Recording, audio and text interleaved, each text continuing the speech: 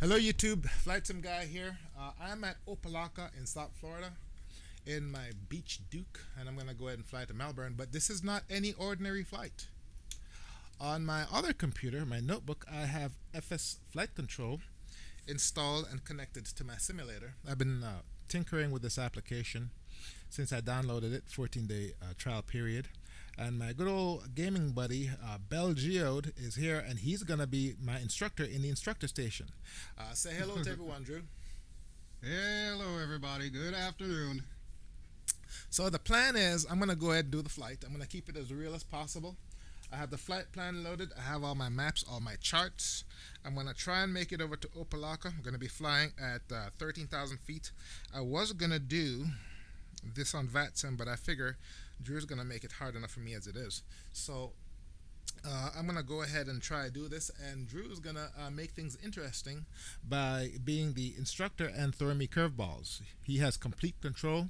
He can kill engines. He can kill fuel. He can fail my flaps. He can fail my gear. He can do leaks. He can do every damn thing, anything he wants. And we'll see if I'll be able to make it. All right? This ought to be interesting. All right, so what I'm going to do is I've already done my walk around. I have my Beech Duke operating manual that I downloaded from the internet. This is not a simulator thing. This is a real thing. So I've done the cockpit check, done my virtual walk around, and also for this flight I'm going to do everything. I'm going to do run up, everything by the book. Okay. All right, so Drew, I'm just gonna go ahead and do my startup and taxi and takeoff. I'm gonna do this, even though I file a flight plan, I'm gonna do this VFR. So you can observe through FS Flight Control everything that I'm doing, and we'll take it from there. Okay? Sounds like a plan to me. All right, bear with me. I'm gonna talk through some stuff here.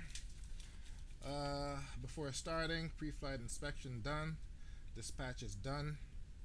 I have 50% fuel, air sickness bags are available, passenger briefing is complete, baggages are secured, seat belts are fastened, flight controls are good, unless he has failed them already, and I don't think he has.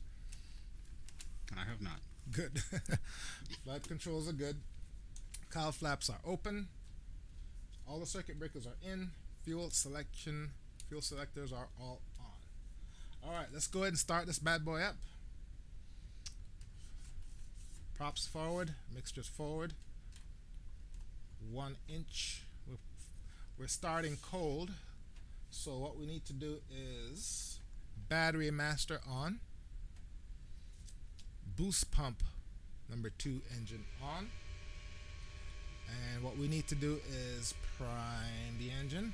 Get back. And let's go ahead and start engine 2.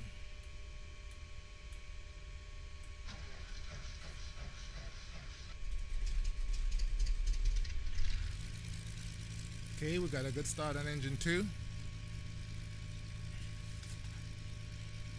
Let's go ahead and turn on boost pump for engine 1. Prime engine 1. Let's go ahead and start engine 1.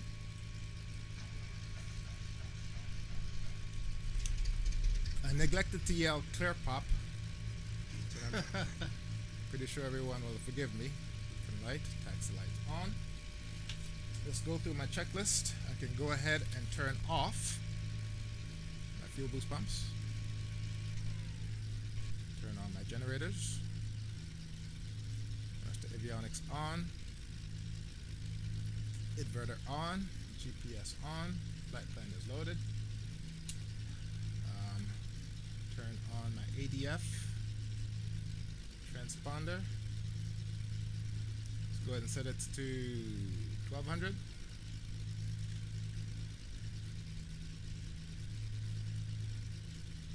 Okay. Going through my checklist. I'll do my run up just before I take off. Brakes on. Voltage and load meters are good. Avionics on. Don't need the lights, it's daytime. Pressurization Good.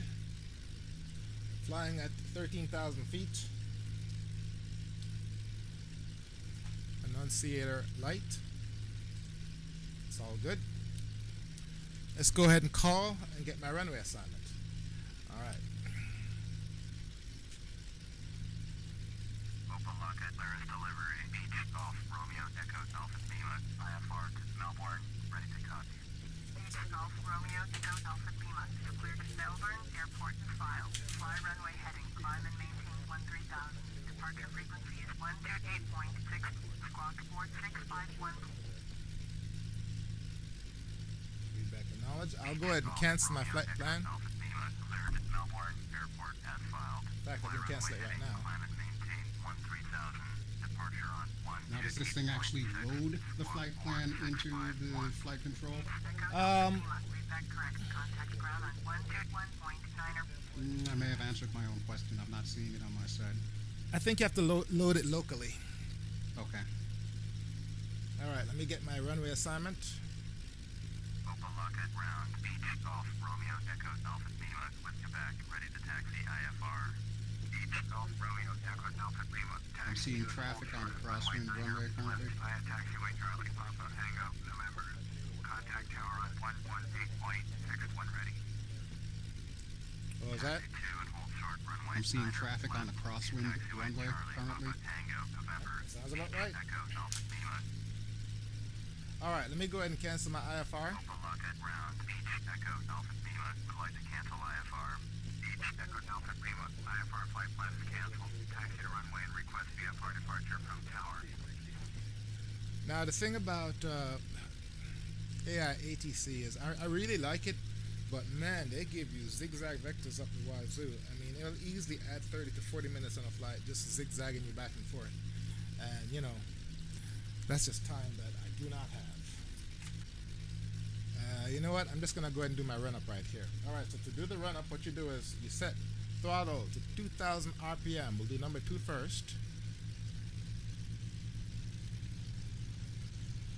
There we go.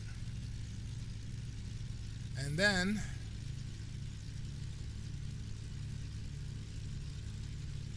test your magnetos. 175 RPM drop for each magneto within 50 RPM of each. So let's go ahead and bring it back. Left, got a 175 drop there, right? 175 drop, that's good.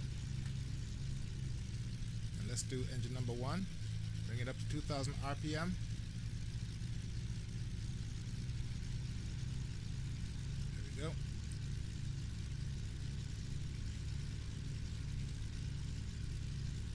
All right, those are good.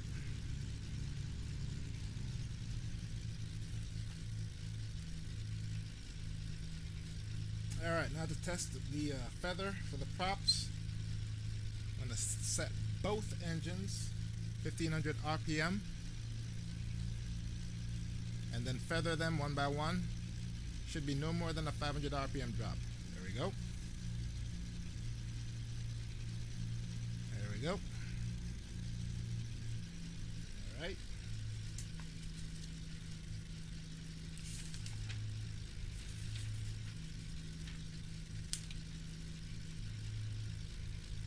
Alright, let's go ahead and taxi to our assigned runway and get going. Alright, our runway is 9. We are going to, let's look at this thing. Don't need to do a pushback.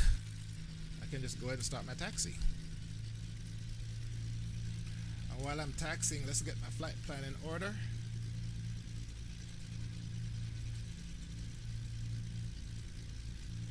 There we go.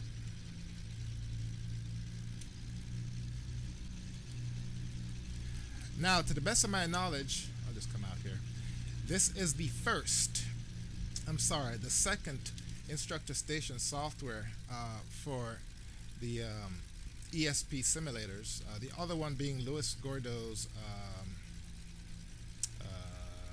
Flight Instructor Station, was it? Instructor Station. Yes, that's what his was called. And you know, I spoke with him. Well, we're trying to get this thing to work over the internet. We never did get it to work. This one probably could work. All it needs is the IP address on the port. It does not use wide FS. His application does. And with all due respect to Mr. Louis Gordo, that's the name of the gentleman, I think this is a better application. So far, the interface does seem a little bit more intuitive than what Mr. Gordo would come up with, which is no fault of his own because, you know, he did do a really good job on his product, but I think this one is a little bit more streamlined. Yeah, and he wrote his in Visual Basic. I think the weakness in his is that it uses WideFS. This one has a custom interface where it uses your network for the client and the server to talk to each other. Only problem is you have to go through this process of running an application that configures P3D, and then it takes the configuration data, and then you have to copy the files back over to the Instructor Station P3D and run it again so it gets all the files configured. It does that going on the assumption that the user of the application, not that it's a difficult process, but it's taking the lowest common denominator, assuming that they don't have the technical chops to copy the files and configure it. So once you go through that process, which takes about 5 minutes, they have a YouTube video that talks you through it. Once you do that, it sets everything up and it works perfectly. So it does sound like it's an extra step there. It might be a little bit cumbersome to the average user. Several extra steps actually, and if you move your simulator and the IP address changes, you need to do some hacking to get everything fixed. And if you can't, you're gonna have to run those files all over again. Oh jeez. Yeah. But once you do it the first time, everything else is flawless. So now, by comparison, how is the setup on this thing? Because I'm seeing it just as a user over Teamviewer here, and everything's already set up. What did you have to do to get this to where it is right now? Nothing. Once you get the client and the server talking to each other, that's it. All I had to do was, I had to copy an installer to my simulator computer, run it, let it do its thing, go through a couple steps where it makes some changes to some files, copy some information, and then I had to copy the folder that had all the stuff that it gathered back over to the notebook computer, run it again, and then finish the configuration. That automates the process. I could do it myself, tech savvy enough. But like I said, if I change my simulator IP address, I'm gonna have to do it all over again, or find a file that uses the IP address and manually update it. So. Yeah, it does sound like it makes a dramatic difference there.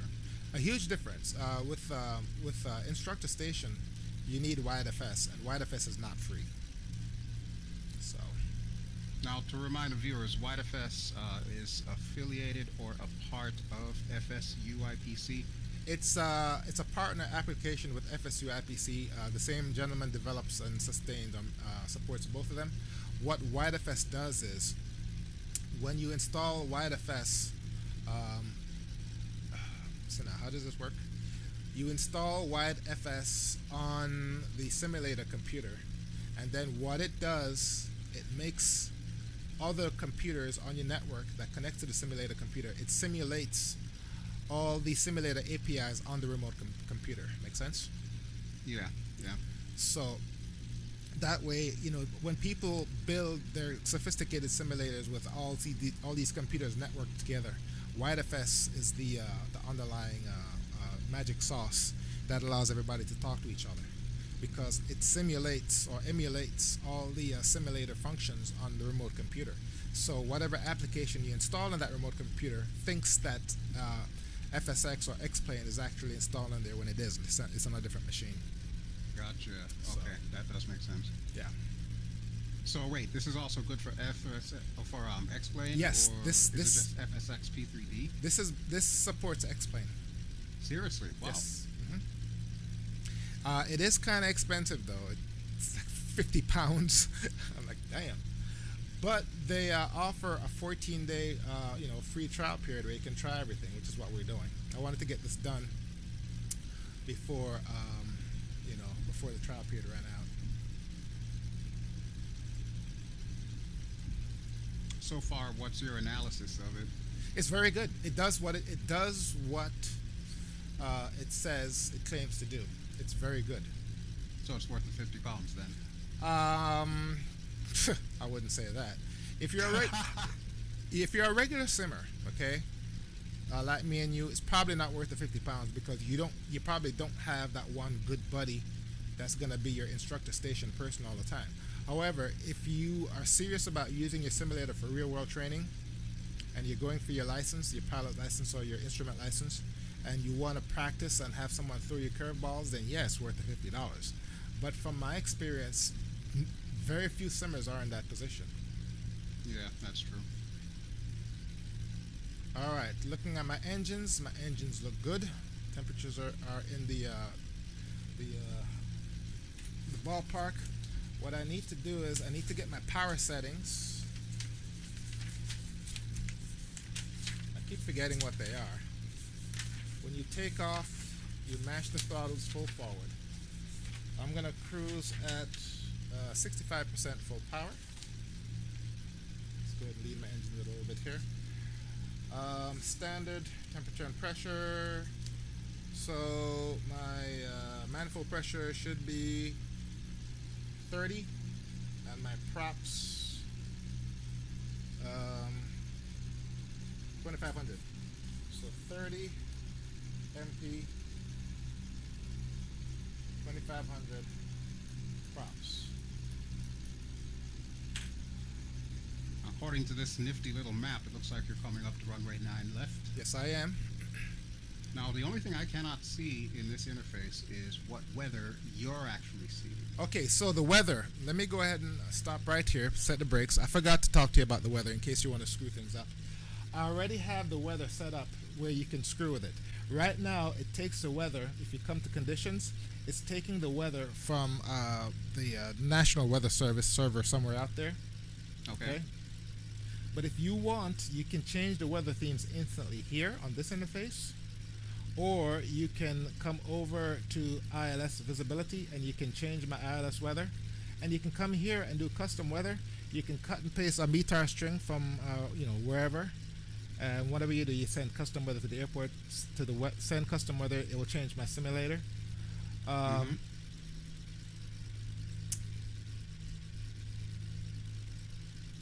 So it's good to know that it's got that functionality in there. We'll probably Yes. leave it on live weather right now because it's almost mid-afternoon, which in Florida, as anyone's aware, mid-afternoon usually indicates some kind of thunderstorms coming through. So I might not even need to do anything with that. Okay, I just sent real-time weather to my simulator. However, my simulator is getting its weather from Active Skynex, which get its weather from the same source that this is getting its weather from.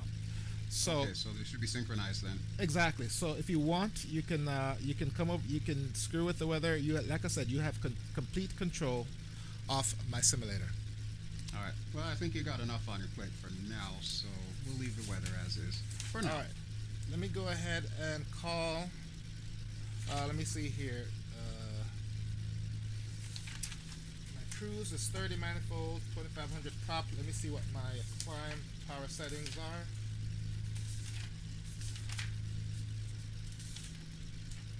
Cruise climb is 35.5 manifold pressure and 2750 props. So this is climb and this is cruise. Let's take a look at my GPS. Where is my route? There it is right there. All right. Let's go ahead and I'm going to go ahead and do a cruise or a rolling takeoff. Runway 9. Let me go ahead and set this to runway 9. My heading set to runway 9. Course set to runway 9. And my autopilot altitude is set to 13,000 feet. Alright, let's get going. Now, I know that you are on instructor control, so I need to be prepared to act in case you kill my engine on takeoff or some crap like that. Now, would I do a thing like that? I don't think you would, because that would kill it. That would shorten what we're doing. Exactly. So,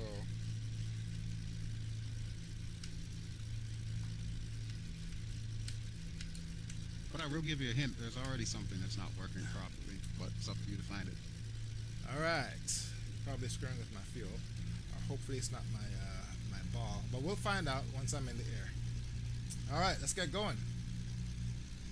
Good luck and Godspeed. Thank you, sir. Mashing the manifold pressure forward. Okay, we got full power. We're gonna rotate at about 90 knots.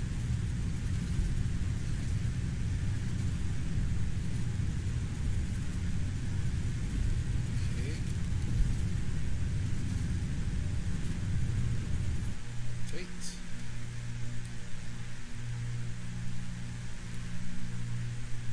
Positive rate, you're up.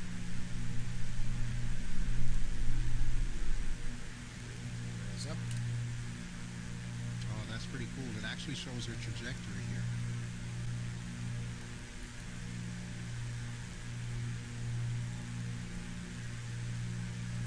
So much for the checklist. Didn't set my lights. Alright. Let's go ahead and get on course.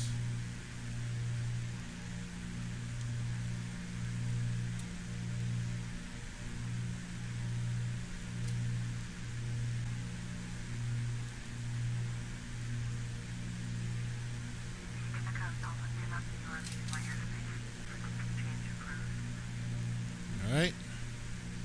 Now with props, we're going up. You want to monkey with your props first, then the manifold pressure. So I want 2750 on my props.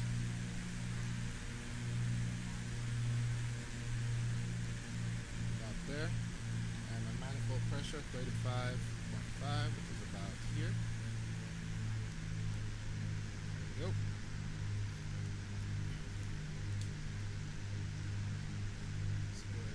Course. Looks like you're closing in on North Perry Airport airspace. Probably, yep, there it is right there. In this part of South Florida, and I don't need to tell you this, but the airports are stacked one right after the other, right up the coast. Yeah, that one has a bit of significance to me because that's one of the airports that I actually used to fly from in college. Really? Yep. Because I went to Broward College, and their southern campus, back when it was called BCC, Broward Community College, or as we affectionately called it, Beer Can College. Yeah, I remember. I used to go there too. That airport was used primarily for like flight training and whatnot. And I really only had like an introductory flight down there. I wasn't thinking right back then. I was all into art and music and really didn't think about the prospect of just getting my license right then and there. Could have had it paid for with tuition.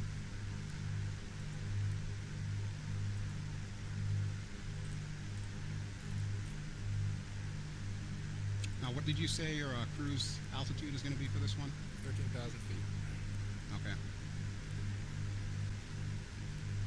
And I do notice on the little icon of your aircraft, it is actually tracking your speed, your altitude, and then of course there's a line extending from the front that gives me your actual heading.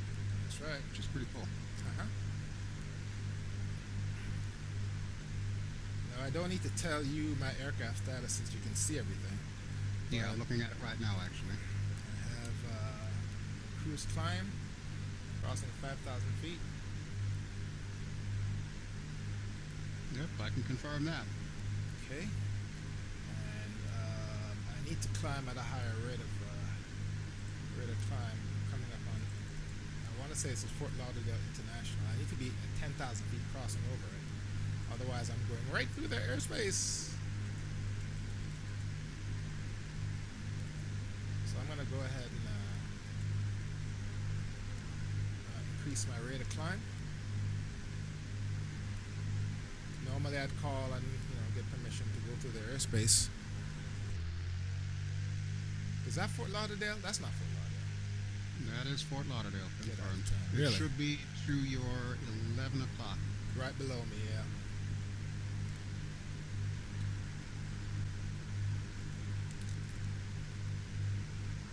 Looks like we got some traffic coming in on the northernmost runway.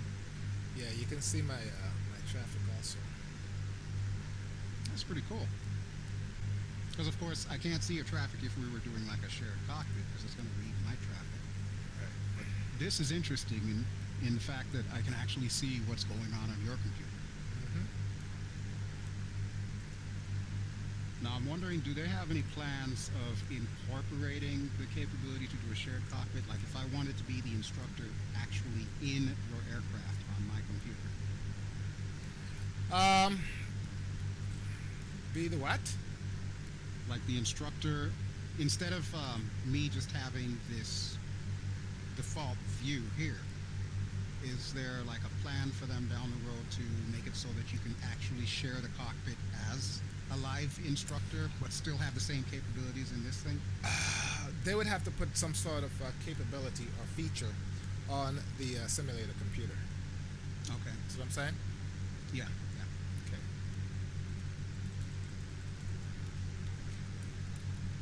Because I'm thinking this would already be a pretty useful tool as is, you know, for people learning the procedures of actual real-life flying and, of course, how to react to any incidents that may occur. That's right. Looks like you're closing in on Fort Lauderdale Executive. Should be at your 10 o'clock.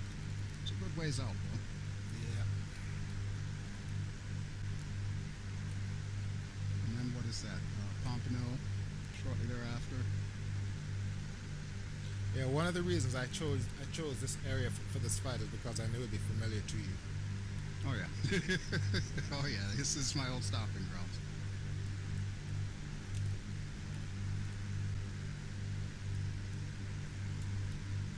Pop sync on.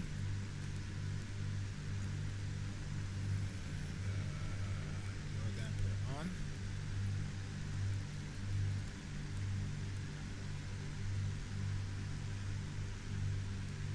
Okay, engines look good.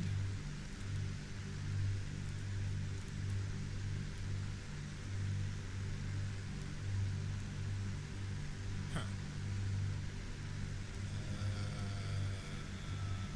Okay, that's interesting. Let's see what happens with that. Keep the cowl flaps open for now.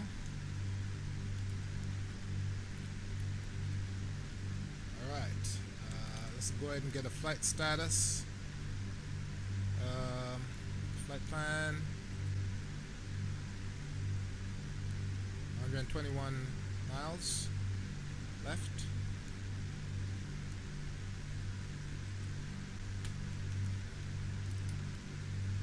That is 260 minutes, cruising at 160, less than an hour. Almost at my cruising altitude. You said you've already done something. I think I know what that is, but we'll see. Can't confirm it yet. Can't confirm it yet. Pressurization appears to be fine. I'm above 10,000. Cruise is 30.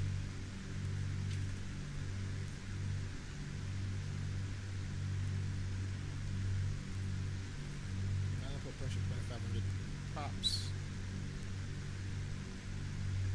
So far, so good. Lake Okeechobee, which is having a hard time right now. In fact, all of the east coast and west coast of Florida, south of Lake Okeechobee, is a disaster. You heard about it? Pretty much.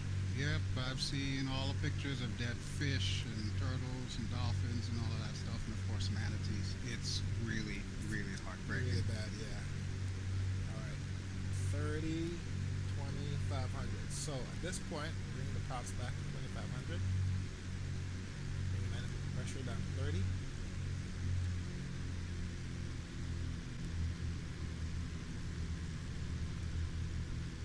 Okay, these SciTech controls, they get dirty and things don't work as they're supposed to. Now, do you have like any kind of grease to put in there? What you have to do is just work them back and forth.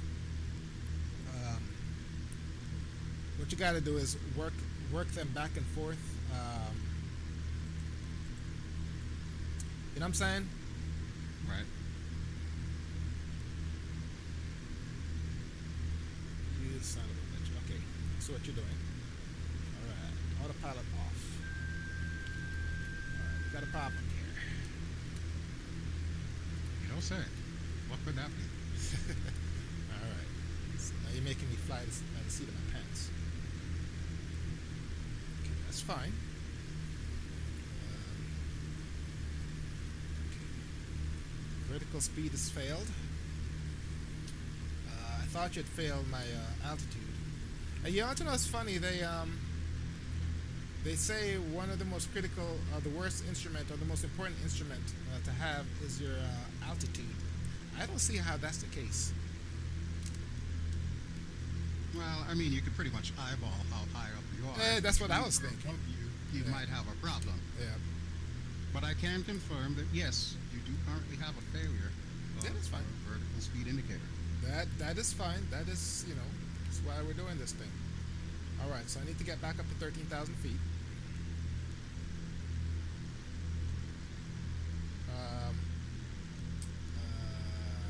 Unfortunately, I don't have a backup. Well, hopefully it'll clear up soon. Yeah, that's what I was thinking. I'm thinking, knowing Drew, you'd fail my engines and then fix them. And there am I, trying to figure out how to land when all I have to do is try and restart the engine.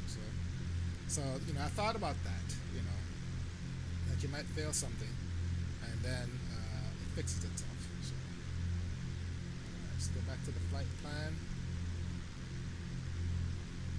7 miles. All right. Okay, let's see. Power back on. So hold the altitude.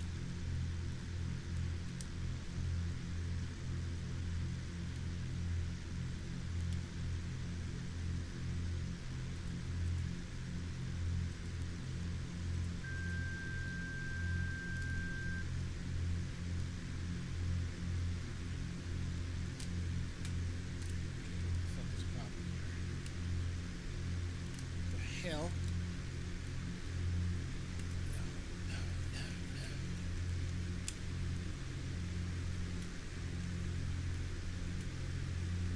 Alright, so you failed the trim. No, you didn't fail the trim. Whoa. Oh, alright. Now we get turbulence. Yeah, that has nothing to do with me. I will not take credit for that one. That's all Mother Nature. Virtually speaking. Let's go ahead and close my cowl flaps. The engines are a little bit too cool.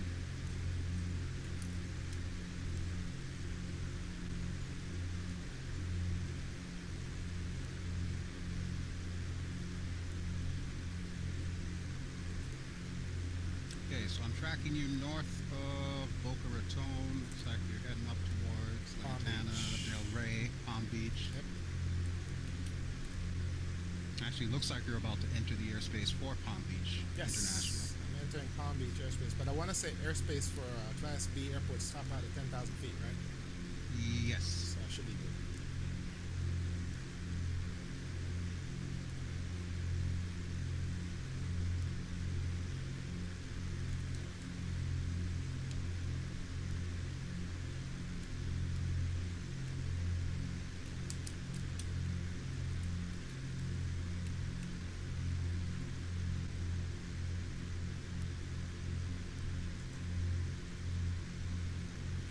What the hell's going on here?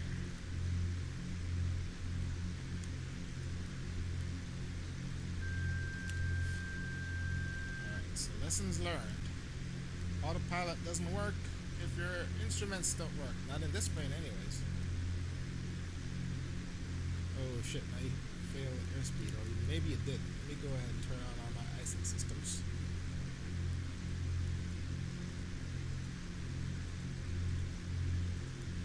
That's the beauty of training like this. It really kind of calls your attention to the parts of the manual that honestly most people don't even read. Yep, what to do if so-and-so fails? Well, I can't fly the plane and look up failures at the same time, so... Now, in the case of the engines, all I need to do is maintain level flight. My engine settings should... I don't have to worry about my speed, as long as I have my engine settings in the right spot. So I'm not too worried about the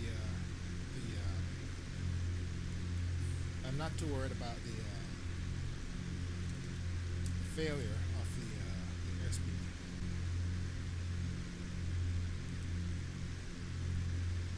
Well, just to confirm, you do have your pitot icing on, correct? I mean, Okay. it could be icing. I mean, South Florida, the air is nice and moist, and up Hmm. at 10,000 feet, I don't think it's freezing up there yet. But still, you want to be safe.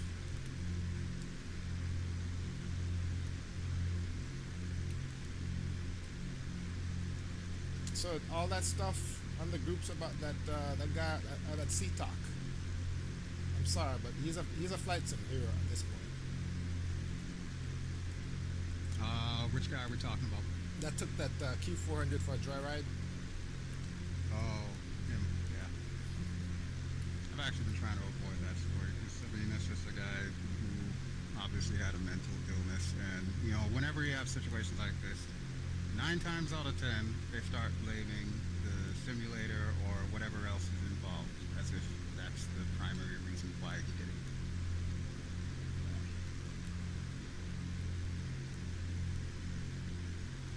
I didn't know you could do loops and barrel rolls in a twin prop regional jet. That's what shocked me. I'm like, you did what? Neither did I.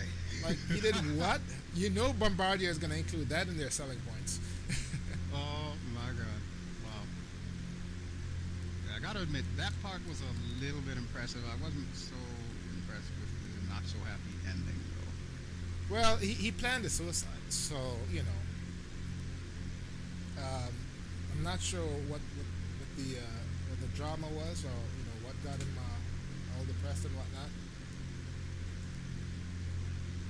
Yeah, it's difficult to say when it comes to stuff like that. Yep.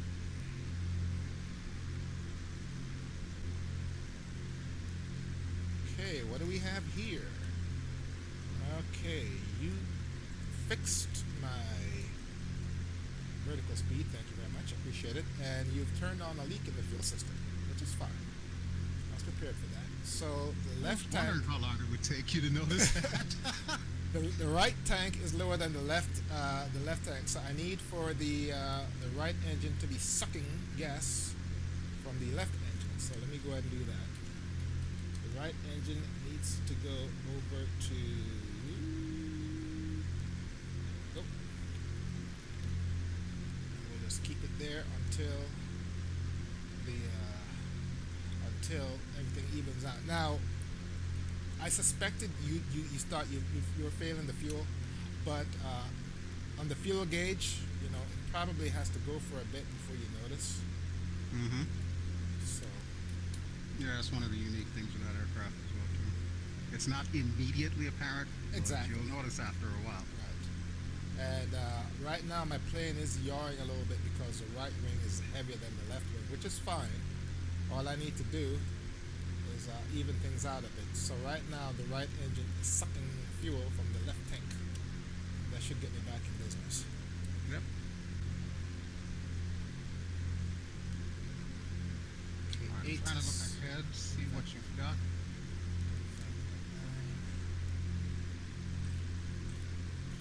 Okay, looks like you are about halfway to Stewart currently.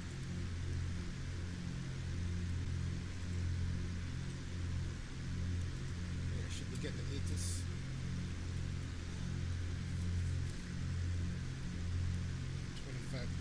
ATIS. That's Opelika. Damn it, I need to go to Melbourne. Yeah. You might be able to tune in Stewart. You don't look to be too far away from there. Now, is there a way I can see which frequencies are on this one? You have complete control over everything. Okay. Let me do some investigation.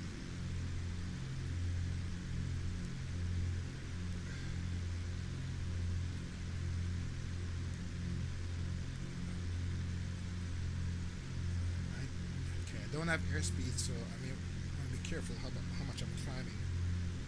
All right, 132.55.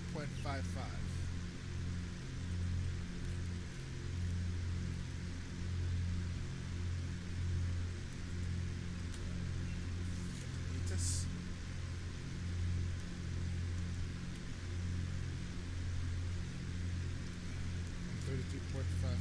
Melbourne. Why am I not getting my damn ATIS? 32.55. I have the damn wrong frequency tuned in. Nope. Might be too far off. How far are you from Melbourne currently? Not far. Less than 30 miles? Or 50?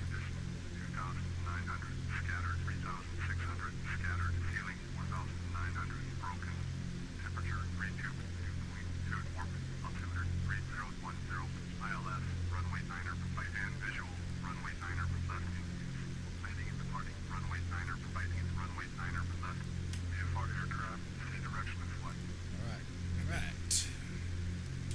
Let's take a look at my fuel status. Whoa! What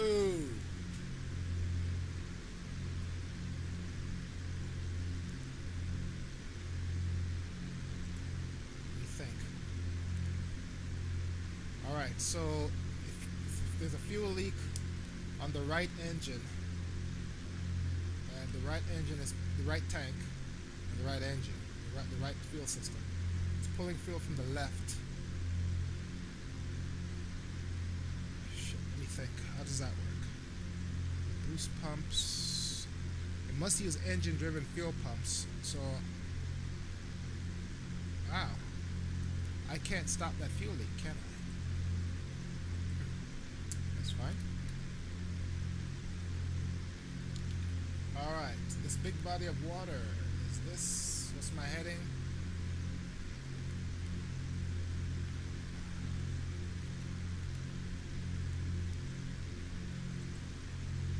It's the Atlantic Ocean.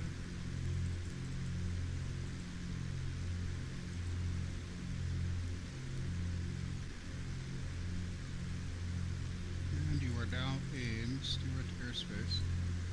So yeah, actually I just passed Lake Okeechobee. No, that's right. That was the no, Melbourne's on the Atlantic Ocean, right? That's right. I didn't want to fly over a whole body of swamps and nothingness. Yeah, that'd probably be bad. Yeah, for fear I'd have to crash land. The Gators would appreciate it. Oh, I'm pretty sure they would. Alright, so let's go ahead and do this. Pilot.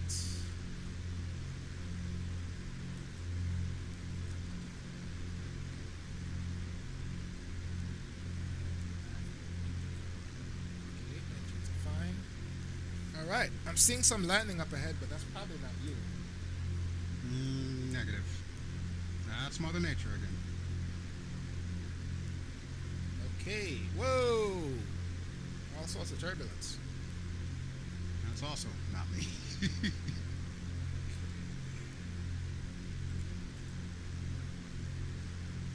Shit.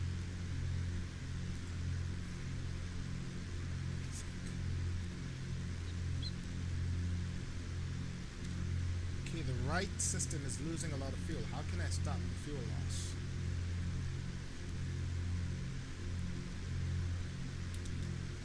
I know. No. Cross feed. Left is drawn from left. Right is drawn from left. Let's check something here. I'm getting bounced around really, really bad here.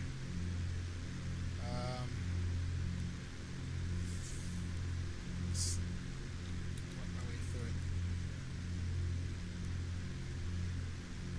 Oh, that's it. All right. Okay, let's check my status. 56 miles.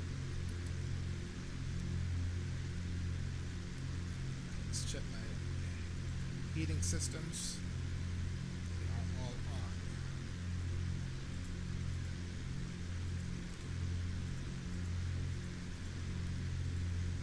Okay. Looks like you're closing in on Fort Pierce. So getting closer. What's the weather looking like right now? I just flew out of the clouds.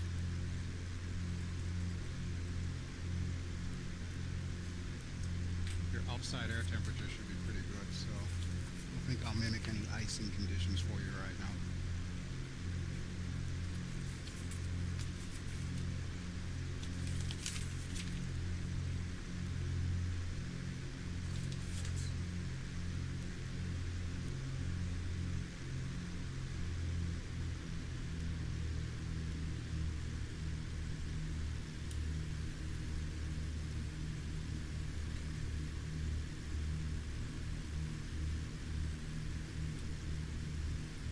It's nice and clear, but I'm in some chop.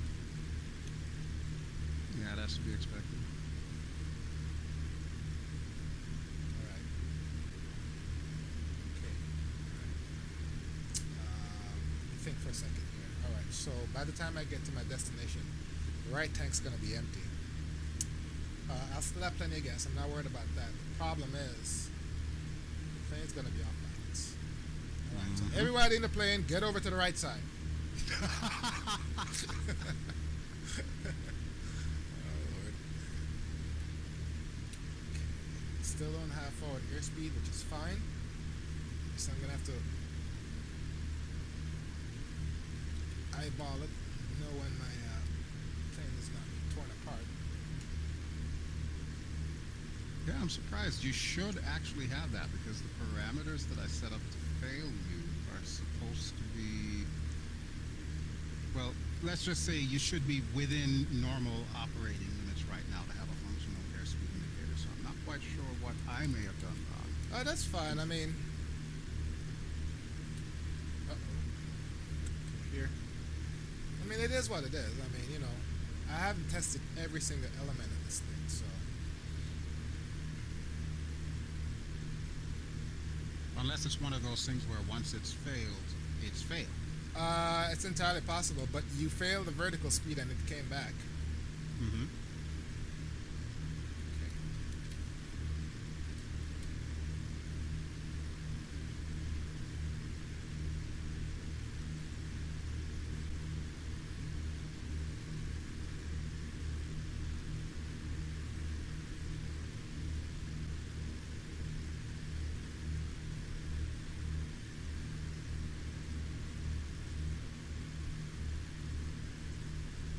Alright. Really getting bounced around here.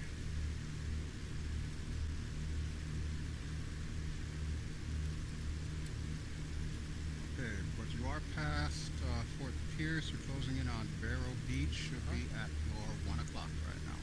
Yep, I saw it. That's the good thing about flying over South Florida is you can, once you're up at, say, 10,000 feet, you can see, with good weather, you can see anywhere from 5, 6, 7 airports. Yep. Basically, navigate by the airport's easier than you can navigate by VOR. Exactly. As long as you're out of the airspace, you're clear.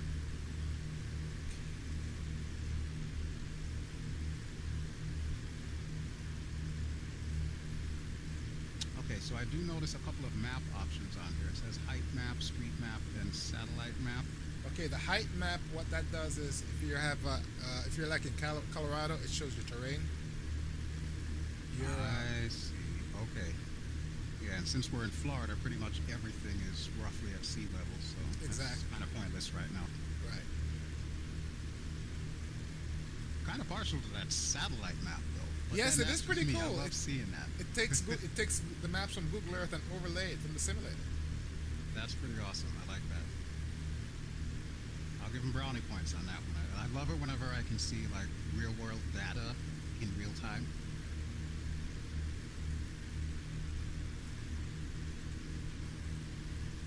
Okay, looks like you're about to overfly Vero Beach.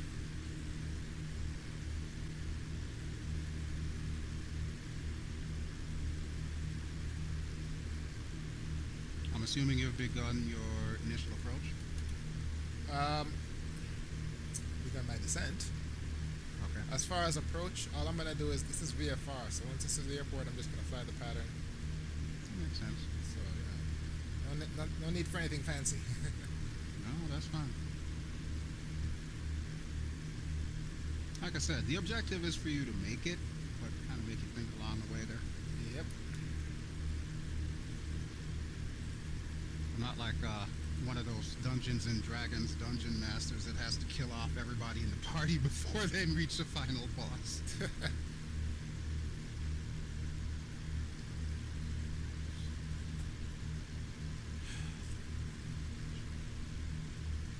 I will say so far, you've managed to catch all the failures that I put in there except for one. But we'll see whether or not you think it's critical.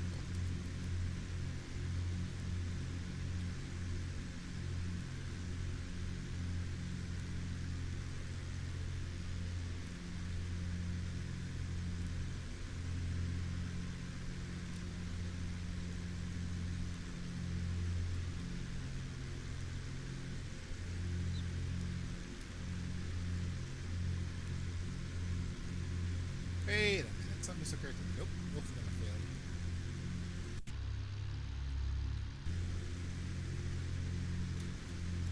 Actually, the truth of the fact is, the speed has failed. I want to say, doesn't the GPS give you your speed?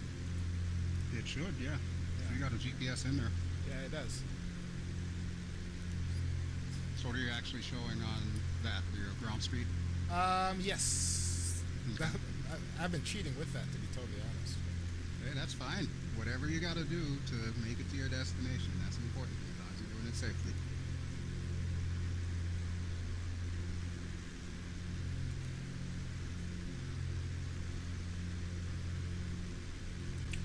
Alright, so it looks like Melbourne doesn't have a tower. I couldn't tell you for sure. Unfortunately, that is not one of the airports I've ever flown into in real life. I can tell you where it is on the map, though. It has a CTAF. It has Orlando Approach Control. There's a CTAF. But there is no tower. Yeah, I don't think they're within Orlando airspace, although I will say Orlando airspace generally tends to be pretty big. It's almost as big as like Miami, or it might be even bigger than Miami's. Alright. Oops. What the hell is that?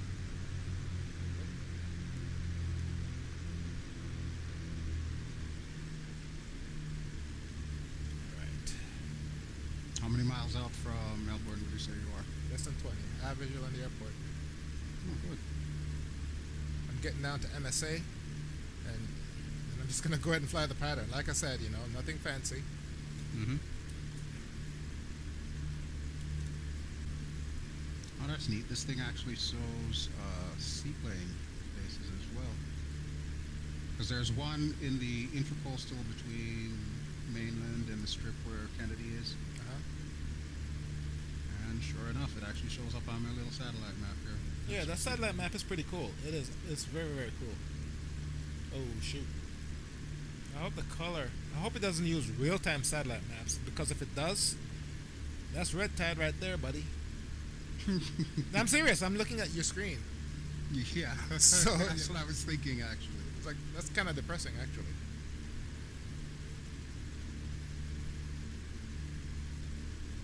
Yeah, I'm not sure if it's actually real time. I think it may be based on Google, but whatever it is that Google last trapped, like what they last recorded. Yeah.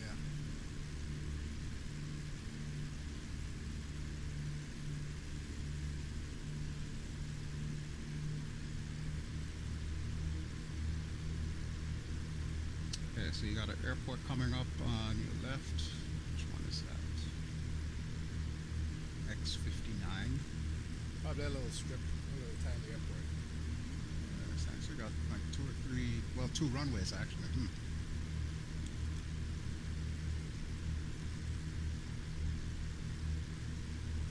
Alright, but I do see Melbourne coming up, and so far you're looking pretty good. How's that gas holding out?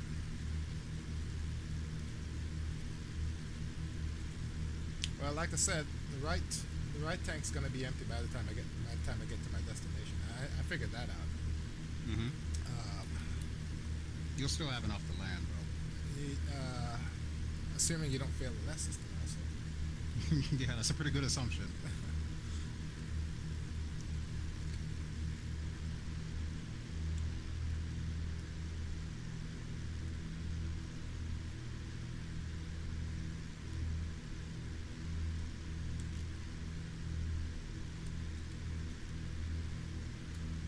Looks like you're going to be heading down to one of the 2 eastbound runways.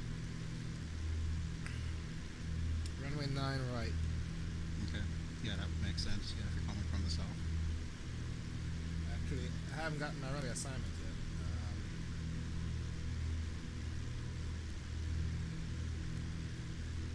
I don't think this airport, like I said, based on the information I'm looking at,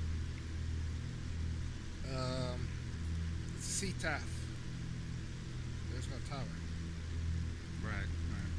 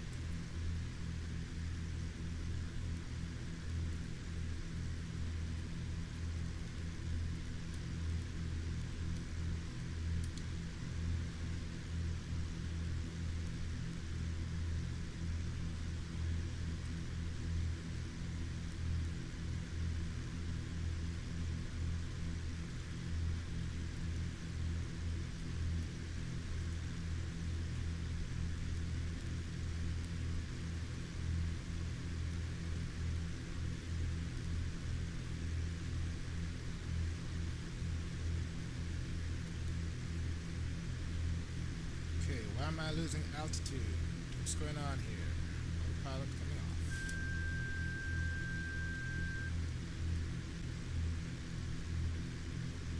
So far, you're looking good on a pattern.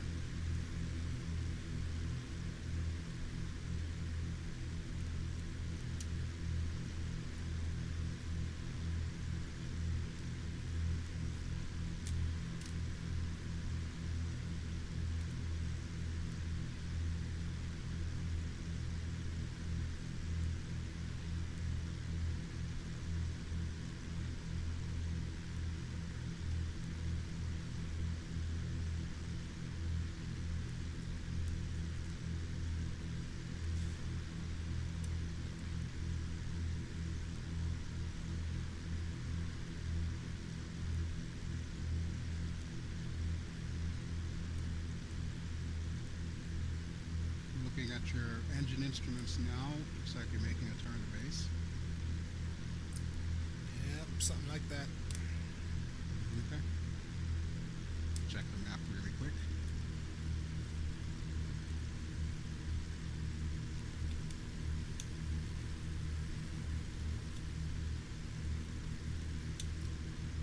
Not too shabby.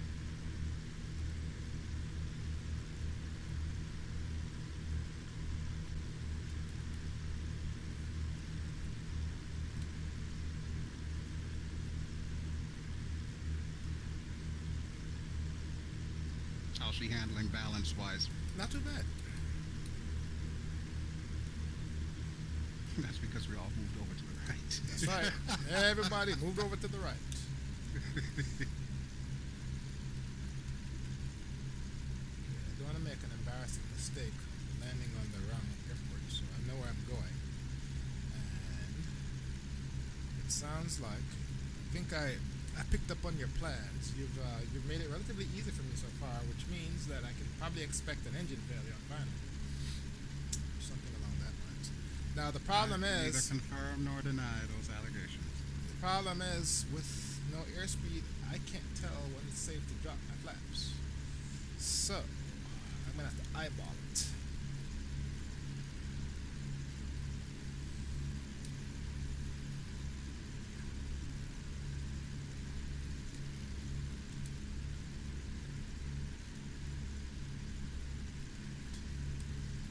And that airspeed is definitely critical. What's the pattern altitude around there again? 3,000 feet, 3,100, Okay. 3,000. Gotcha. In case you haven't noted, now I'm not gonna tell you what my intentions are since you're controlling everything. Mm-hmm. Probably a bit.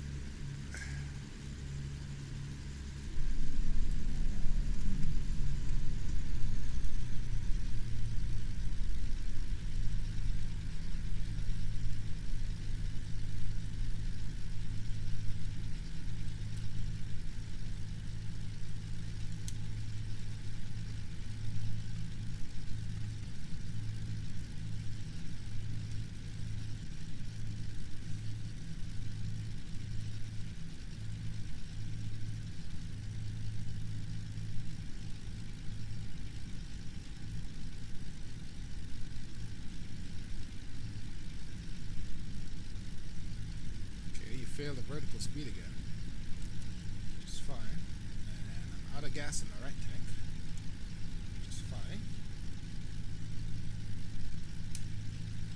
Alright, alright. I haven't done a slip in a long time. Let's see if I remember how to do this.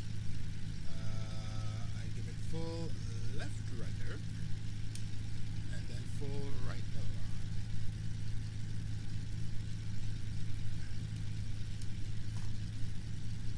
Wait a second here. That works.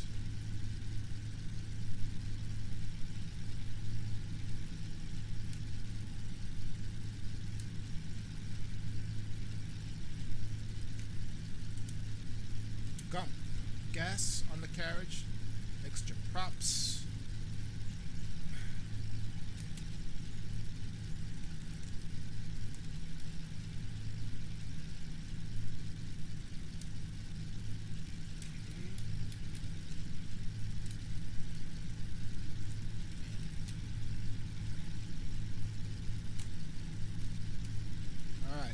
way too high for this approach, which is fine because it's a pretty long runway. And I was right, there is no tower. So my plan is to come down halfway at the runway.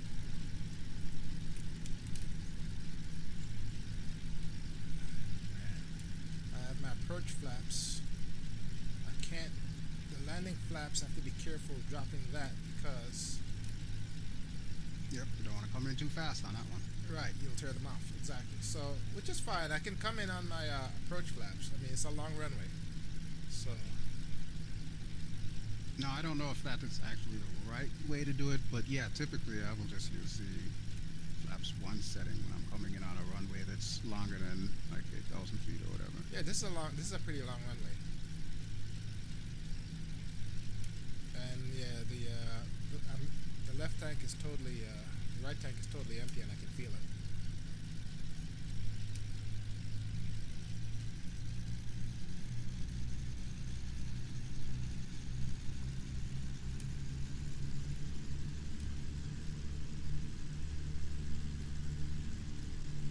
I see you on short final, looking good.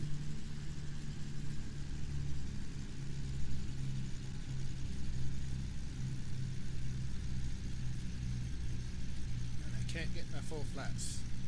I only have my approach flaps. That's fine though. It's not a problem for me.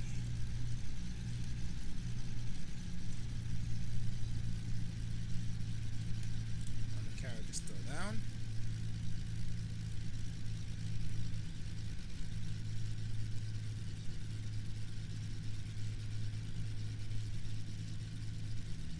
The only thing this doesn't tell me is when you've actually touched down. There's a statistics tab that actually shows your glide path. Oh, really? Go ahead and click on it. Yes. As a matter of fact, there is.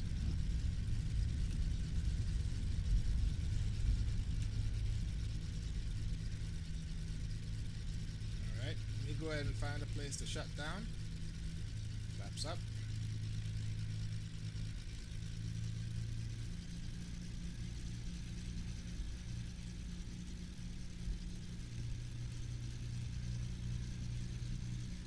Not too shabby at all. Well, I've flown this Duke a million times, so Well, that's a good thing. Familiarization. so I figured the fuel failure, because that's one thing, you know, a lot of people, they just don't pay attention to the fuel. Yep. And next thing you know, oh, I'm out of fuel. And do you remember when we were doing our shared cockpit flight recently with the 717? What did I say? I am paranoid Paranoid about when it fuel. comes to fuel. Yeah. So I see you broke the flaps. They won't come out. Yeah, I might have done that. Yeah, that's fine. How about that airspeed, though? Yeah, the airspeed, you know, what I was afraid you were going to do is, and I figured that, you know, the fuel failure is one thing. When you see me passing over an airport or in between two airports, I figured you'd either kill one or both of the engines. Because then, Well, you know, no. The reason why I did not do that is because you're in a twin engine. And basically, you can choose which tanks are feeding the engine. So as long as you were able to feed it from, you know, the proper tank, there was no real need to kill your engine. right. I don't think there's a ramp anywhere, just runways. There is not. I meant to tell you that earlier. Oh, when shit. You made I mean, that right. Yeah, you're heading back to runway 9 right. Have me taxing around for no reason. All right, well, that's no problem. Just stop Sorry right about here. I'll park you right here and fly it back to Opelika tomorrow. All right, shutdown procedures for this plane. Stop. Turn on the brakes. Open up the cowl flaps. Let the engines breathe. And this.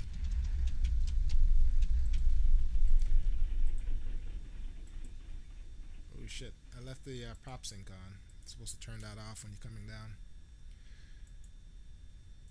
Alright. So, what all did you fail?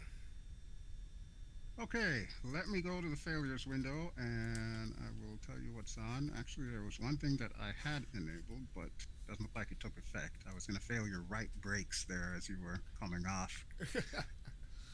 All Alright, let's see what we but got. You were correct. When I first started you up, and you first began your climb out, Uh huh.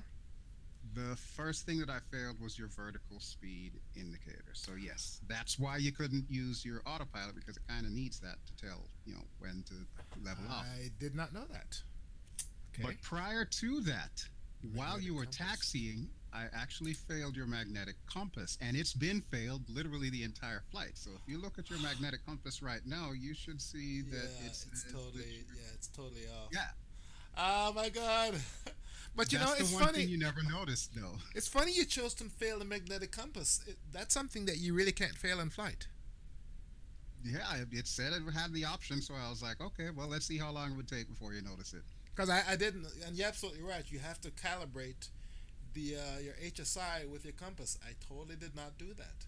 I was looking. That I, is exactly why I failed the magnetic compass, because I wanted to see if you would remember to do that. When I you didn't. didn't, I I figured didn't. I'm just going to shut up and see if you notice it. I didn't do that because I was looking to see if the HSI would fail, but it kept spinning whenever I turned, and I was matching my route with my HSI heading with the flight plan, and everything was synchronized, so I figured everything was fine. But yeah, absolutely, and I didn't even think to look at the magnetic heading because in a real plane, unless someone rips out all the iron in the middle of the earth, it's not gonna fail. It's not going to fail, right? That's So the that one one thing. was kind of a weird curveball that you Yeah, managed to work around without even knowing it was bad. but guess Fuel, there. of course, yes, I did, and actually, I was varying the amounts of fuel that you were losing. So there were sometimes it was just a trickle, And and other other times it's a times it lot. was like 20 gallons per hour or whatever. Well, And yes, when I saw the I failed difference, the right. I figured I'm like, you know what? I'm just gonna go ahead and count off the right tank and let's just start sucking from the left. So Yep. I wasn't too worried about that. And after a while, I could feel the difference, Hmm. in how the plane was handling. That's why I told everybody get over to the right.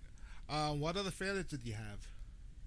The left main fuel tank actually did get failed. However, the parameters for that, it was only supposed to fail once you got below 2,000 feet, which you spent a lot of time at pattern altitude or higher because you Right. didn't realize that you didn't have the vertical speed indicator. So Right. it really didn't kick in until you were on your final. Understood. Well, one of the And then, reasons of course, the flaps. I stayed up. I came in. I deliberately came in high for fear you'd kill one of the engines. That way I could glide in. Hmm. And the essentially the entire flight was planned based on the assumption that if I lose an engine, I could glide to an airport. Now, if you're a real pilot and you're planning your flight, I would plan my route if possible along airports. Now it's easy to do this in South Florida because there's an airport everywhere. But, Right, right. So, but no, I learned an awful lot in this very, very small, simple exercise with this Yep. very, very expensive app. I learned an awful lot. I mean, the app is worth the money if you have a buddy that you can do this on a regular basis with. Exactly. And the only thing that didn't work exactly as planned was the pedo blockage that I set up for you to encounter the moment you went over 180 knots, which you did, which of course triggered it and the airspeed stopped working. Oh, okay, I got it. That's what triggered the failure. But it was supposed to clear up once you got below 180 Okay. knots, which it didn't. So I'm not quite sure if maybe I did something wrong in programming the failure. That part wasn't very intuitive, but the rest of the interface, perfectly intuitive and easy to throw stuff at you. Well, that was pretty cool. That was very, very cool. That was very, very cool. I'm gonna I'm gonna go ahead and do go ahead and buy this. I figure I can use it here. Go ahead and click on the position tab because you're still driving. If you click on Hmm. that, you can set yourself up anywhere in the pattern, Oh and wow. you know what Okay. I'm saying. And you can set it so the ILS frequency is on. A whole bunch of stuff. In other words, you can make it so that you can do exercises that you can repeat over and over and over again, and that's how That you makes train. sense. That exactly, Mm. and that's the secret of the value of our quote unquote video game. Right. So this was pretty cool. We should do this again. Sure. I'll come up with something more challenging. Flying around in South Florida, I mean, on a good day, it's kind of hot to get up. So my point Yep. is that $5 FSX software, quote unquote, game. Well, once you load it up and you have the gear, it's a very, very effective and powerful training tool if you use it the right way. And what Drew and I just did is the right way to do an instructor station, instructor pilot kind of thing. And it works very, very well. I actually learned an awful lot. From now on, I will make sure that my magnetic compass and my HSI is synchronized. So there you go. That's all I ask. Yeah, that's pretty cool. All right, man. Thank you very much for your time. I appreciate it. Not a problem. It was my pleasure. Thank you as always for having me, and I will talk to you and the viewers later. Ciao. Thank you very much, sir. Everyone, I hope you found this video useful. My name is Flightsimguy. Thank you very much for watching. I'll see you next time.